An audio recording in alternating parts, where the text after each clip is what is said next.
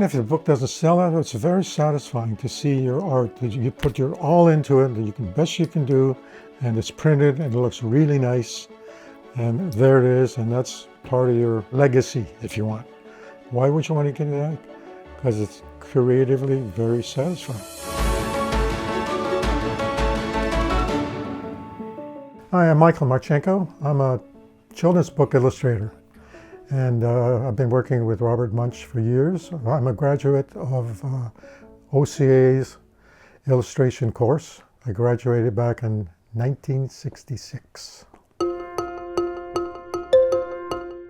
I used to draw as a kid. He'd fill my books with sketches and doodles, any excuse to do any drawing.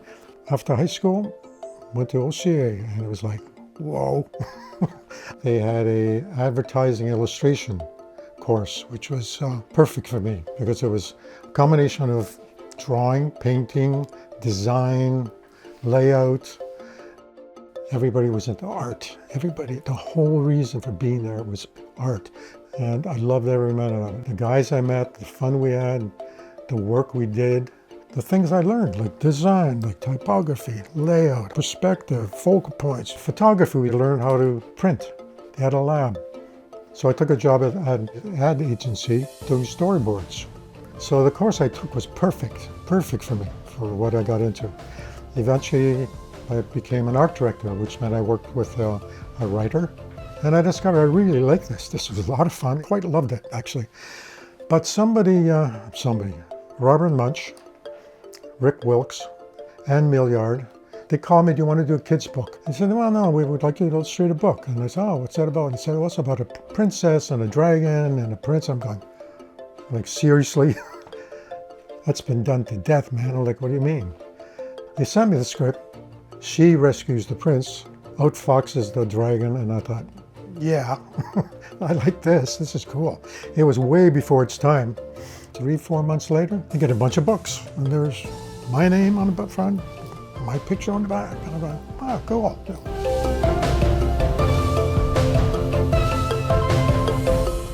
Somebody just asked me that. What's the technique? I said, I'll read a script, catch the end, see where it's going, and then I come back. Okay, well, page one, I think those two kids would be, yeah, that would work. And then the second one, I think, and then boom, boom, boom, boom. And I break it down. This one only gets a couple of lines. This one gets a double page because there's lots going on. Make sure the flow's there, creating characters, sets. The endings, I always came up with something. It was never in the script, but that was my baby. I always came up with something at the end, a little punchline. The freedom of doing a kid's book was like marvelous, therapeutic. It was like going out for a long walk in the meadow. I loved it.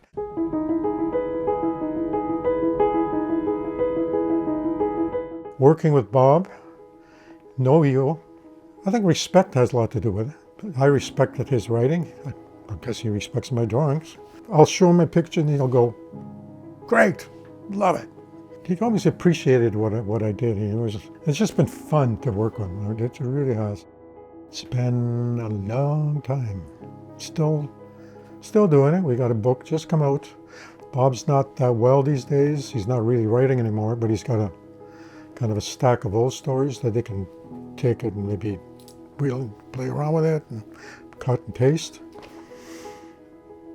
I don't know how much longer it'll be, but